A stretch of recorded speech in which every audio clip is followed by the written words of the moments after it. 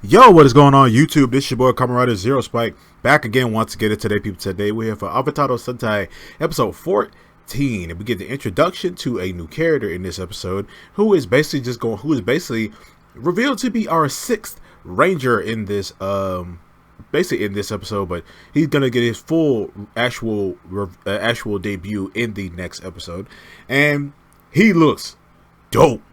Oh my god. Wow.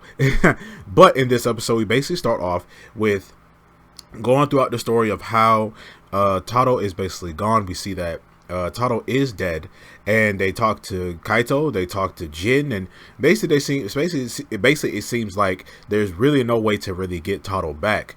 And even Sonoi kind of feels bad about how he beat Taro. Like, he really didn't beat Taro in like a real fight. He surprise attacked him at Taro's weakest point, and he feels bad about it.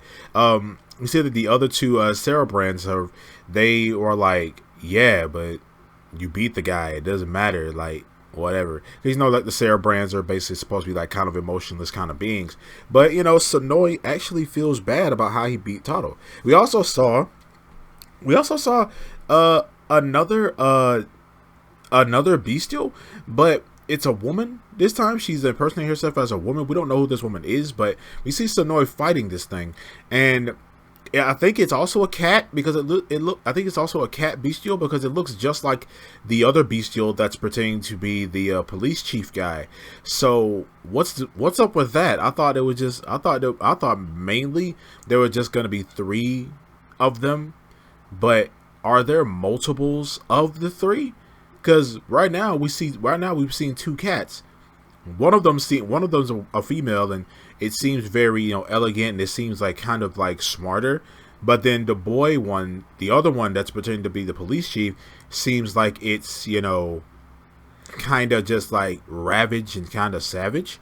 So yeah, like, what's going on with that? I wonder how that's gonna play, and also our rangers really haven't seen the bestials yet, so I wonder what their reaction is going to be to that. But they talked to Kaito, and they basically said that, hey, since we have the points, and in the point system thing, and the points can basically grant a wish if you have enough, can you bring back Taro? Like, can you bring him back? And Kaito's like, sure thing, but I wish I could. That's the thing I wish I could say. We just gonna have to see what happens. But on the other side, we do get the debut of our other character. I forgot his name was Jito. Well, or Jito or Jato. It was Jito. But yeah, we see that our 6th ranger, he is basically he was also sent from another world to our world. So I think most likely, I think he was sent from the same world as Taro, because he arrived on Earth in the same type of peach carriage that Taro was found in. So a passing policeman found him and ended up basically sending him to an orphanage. And throughout then, he just did a bunch of Saitama training and trained up his body and things like that. And he ended up working. He was ended up working at some place, and he showed him resigning, and he ends up leaving his town to go and pursue being a hero or things like that. And we see that the people in his city really was just like glad he was gone, because I guess he was like an annoying kid or something like that. It just seemed like everybody was like, yeah, good for you, yeah, go ahead, do it, bro. And then as soon as he leaves, everybody's like talking about like, hey, I'm glad he's gone or stuff like that. I'm like, babe, I kind of miss him. Like, it was weird. But yeah, so we see that our monster of the week is this kid who just he was playing a game with this older man that seemed very important, because from the atmosphere it seemed like he was trying to gain the approval of this trying to gain the approval from this older man. And we see that this woman starts counting down because he hasn't made his move yet, and he ends up transforming into a monster.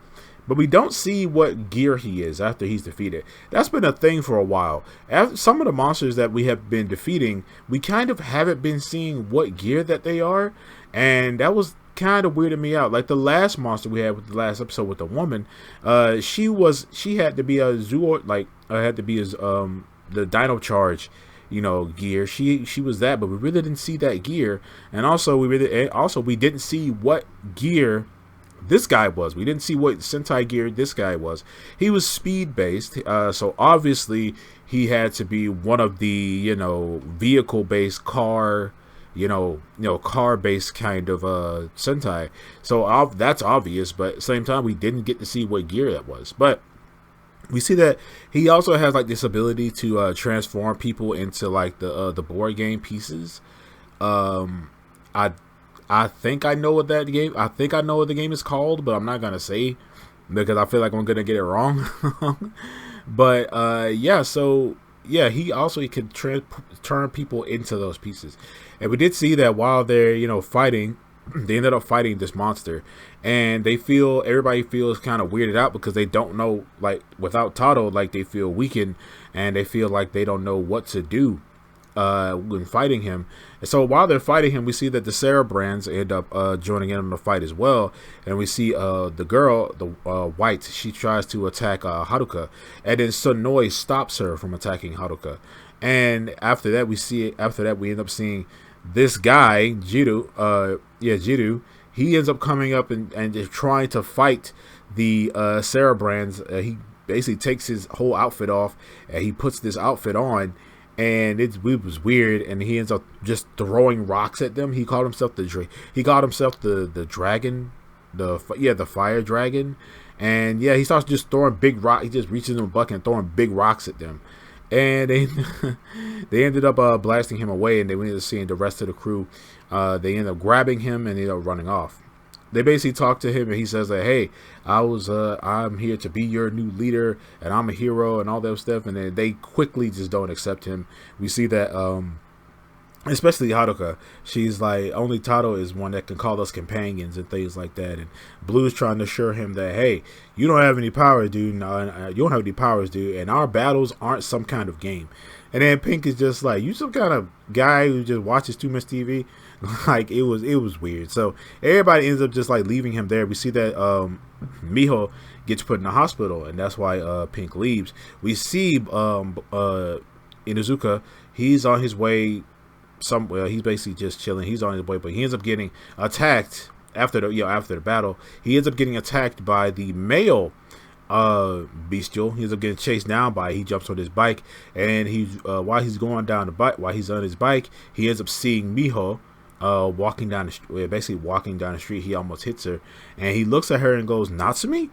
So we're finally getting to that point where he knows who he's starting to see, like, yeah, like, this girl looks just like my girlfriend.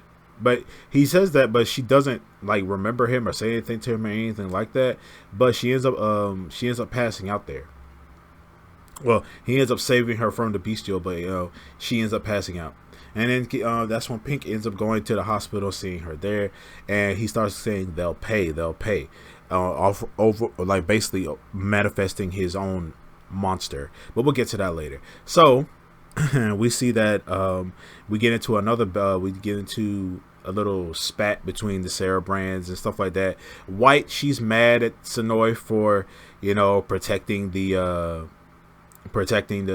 enemy, and he basically explains why he feels bad about defeating Tado, because he says that I exploited one of his weaknesses and I didn't defeat him rarely. And the other dude is like, hey man, that was a good tactic though. And then White's like, well, that's still not an excuse to why you ended up protecting them. And he was like, fine. He was like, I realized that. He's like, I won't happen again. So they get into another. So we see that they ended up getting into another battle. And when they're getting into this battle, we see that the Cerebrands are straight up fighting them. This time, Judo, he's there watching behind the tree, and we see that the rest of this it's just blue and yellow at this point. Haruka and Blue, they're in the fighting. All three Cerebrands by themselves, and the monster is also there. So out of nowhere, we see the boy. We see Tado ends up coming up and does his entire intro, just like how he did for the first time. It shows his entire speech and everything, and they all end up going up and teaming up and end up destroying. He ends up one-shotting he ends up one-shotting the monster, and we get into our mecha fight. And then we end up getting to the mecha fight, and they end up a lot of teamwork going on here. A lot of teamwork, man. These guys have truly accepted. Everybody has basically truly accepted, well, other than Tato, but everybody has truly accepted, because, Tato already accepted it. But everybody has truly accepted that they are a team. They are the Donbrothers, stuff like that. And, they ended up defeating this monster in a really cool way. It was all types of cool. They ended up defeating him. And then when they get back to when they de-henshin and get back into their civilian forms, we see that they end up talking to Tato, and he just turns around and he fades away the same way he faded away last time. So I don't think that was was that the real Tato? I feel like Kaito has something to do with this. Yeah, I feel like Kaito probably has something to do with this, or probably Jin has something to do with this. But Jin, they did talk to Jin in this episode, and he basically, talked about how he raised Jin from when he was a child, from a child and stuff like that, and he basically raised him as his son. But he accepted the fact that Tato's gone, but with Tato being gone, his replacement will be here, and his replacement essentially was Jiru. So I don't know. I don't get it. But we know that Tato does eventually. We know Tato's coming back. Like, Tato's coming back. We're not even 20 episodes in, dude. Like, no one's gonna die right now. This ain't Kamen Rider Amazons. But yeah. So Tato, we see that Tato ends up fading away, and yeah, they're like, I feel like Kaito has something to do with that. I feel like he probably used some of their points or something like that to basically make a manifestation of Tato to help them or something like that. But yeah. But other than that, this is a good episode. I don't know how I feel about the Six Rangers freaking personality. I don't know yet. I mean, we've had characters like this before, but we've had characters we've had like Six Rangers and Red Rangers like this before, but I hope this guy doesn't come off annoying or anything like that. We see that Haruka freaking hates him. But oh yeah, also back what I said before about Pink basically manifesting his own monster. We see that he sees that Mijo is in the hospital, and while he's seeing her laying there in the hospital, he's like, why does Mijo have to go through all of this? And he feels bad by his wife, man. He feels bad that his wife gotta get attacked and go be in the hospital and go through stuff, man. But we see like a small like inkling of his own monster, and it turns out his monster is going to be the monster of the week for next episode. But yeah, this is a good episode, man, and I do like the fact that one of our Rangers will actually be like an enemy in the next episode, and then it shows that they also can be affected by all the the monster stuff that goes on within them. But other than that, good episode, guys. It was a good episode. Episode 14. I know I'm late, but I'm going ahead and get started on episode 15 right now. So I'm gonna see you guys next time. Make sure to like, share, subscribe, hit that notification bell, and remember, stay henshin.